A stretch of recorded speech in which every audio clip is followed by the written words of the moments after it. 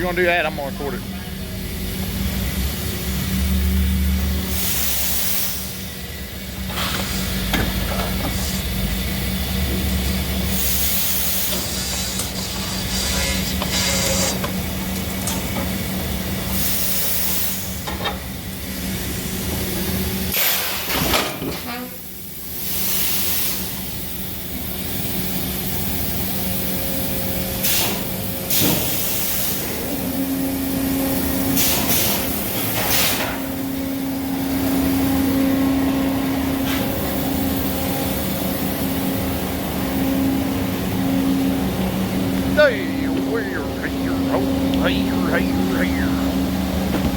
I've got a problem. What happened now? What's it doing now? I'm gonna reset it real quick.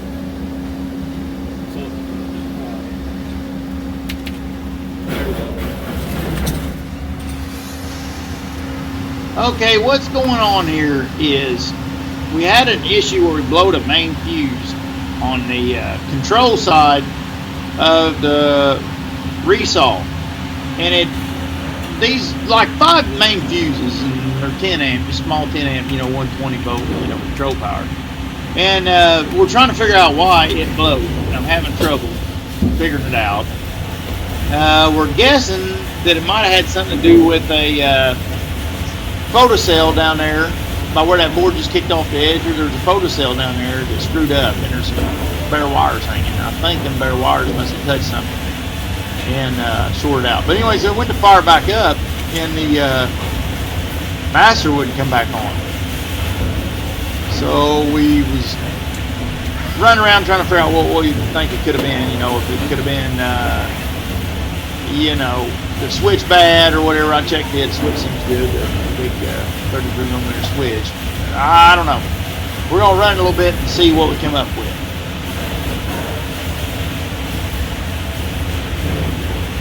I could check the resistance through that switch. Probably check that, see if that's,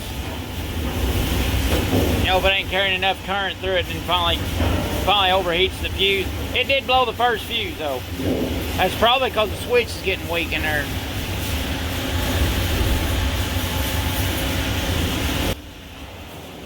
I'm gonna step out here now. This here on the outside, there's some fries over there. That's his name, Fry.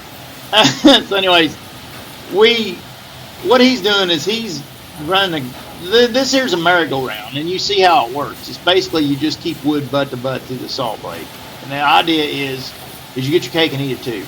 What he's doing down there is he's grading logs. He's putting the most expensive face towards, as you're sitting in the screen looking at him, towards the right-hand side, because that's towards the fence. So he just flipping them cants, picking out the most expensive face and putting that towards the fence. So as you saw these cants down, you flip and flip and flip and flip and flip. And that's the big deal with hardwood. That's why you don't see a lot of hardwood mills like pine mills, because you got to find that best face in a cant all the way down to get to hardwood. If you don't, you're butchering wood and you're not making the proper grade decisions. Now I'm going to step on here in the backside. So what's going on is the mill crew, when this problem happened, it got a little lengthy. So the mill crew went down, fired up the pallet room, and they're running pallet stock down there out of the flitches that would come out of the heart. So there's just a few of us. We can't start the chipper. It's a long story when the pallet room's running. But we're basically just trying this thing out to make sure it's not going to act up. Now the board's skewing off to the left here is going to the edger. And what the edger does is take the wane off the side of the boards.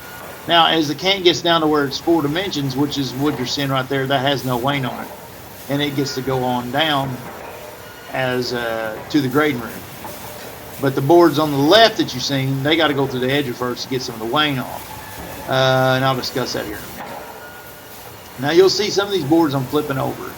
And what we're trying to do is we try to convey these boards with the part that's towards the heart down. See that? And I'm going to flip that one. And what that does, that helps them convey better. And also when it gets down to the lumber grader, he's looking at the better side of the board 9 times out of 10 first before he flips the board over. Because you got to grade a board off the bad side of the board. So we're putting a good face up. So it's kind of killing 2 birds with a stone at once. Now here I got to flip this one over. So that's why I'm doing what I'm doing over there to straighten up position. I can't find a happy camera angle. I wanted to get some of Rick and Ball edging, but that's not working so well. I just had to end up going back to my job. But this is Poplar, if I hadn't said so already.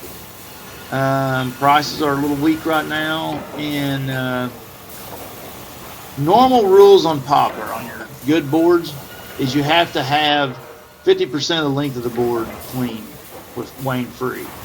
The other 50% can have a little bit of wane on. But when your markets get soft, it's not like black and white.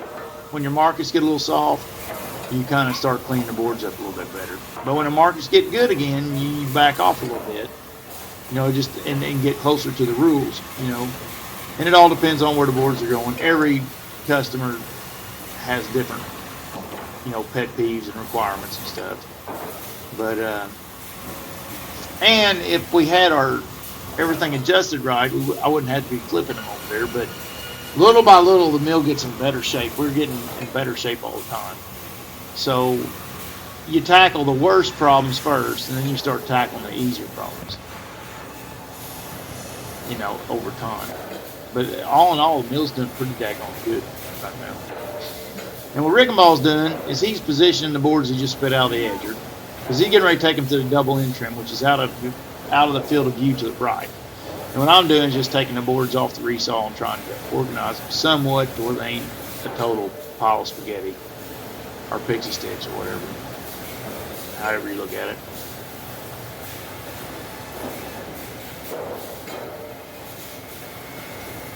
Now nobody's down there in the lumber room, so we're kind of pushing the boards down there. We're kind of getting ahead of the guys down there.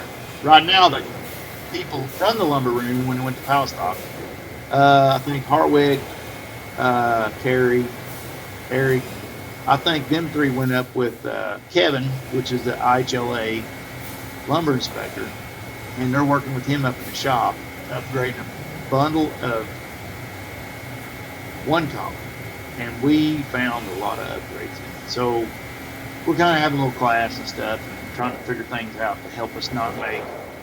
See, we're selling lumber green, so we don't have a chance to catch them on the second run like a lot of folks that do dried lumber do. So we have to kind of grade them pretty good the first round, which is hard to do when it's coming off the mill because you got to make decisions, cuttings and all that mess. And of course, we're all of us but Hartwick and Derek is pretty green and great. Well, me especially. But Eric's pretty good and Carrie's pretty good. But we just, to be able to grade and speed the mill runs is very hard to do it right. And we got to get it right because we're not a dry lumber company. We sell green. Now this here is, you see the red laser lights on the end here coming down in boards. That's how Rick and Ball knows where the saws are. And as you can see, he's cleaning these boards up pretty clean. And most of it's and your higher grade board comes from the outside of the log. So guess what? Your higher, more expensive boards a lot of times has to be edged because that's where the log's still around on the outside. But I hope this might have answered a few inquisitive things. Thank you guys. Have a good one. Later on.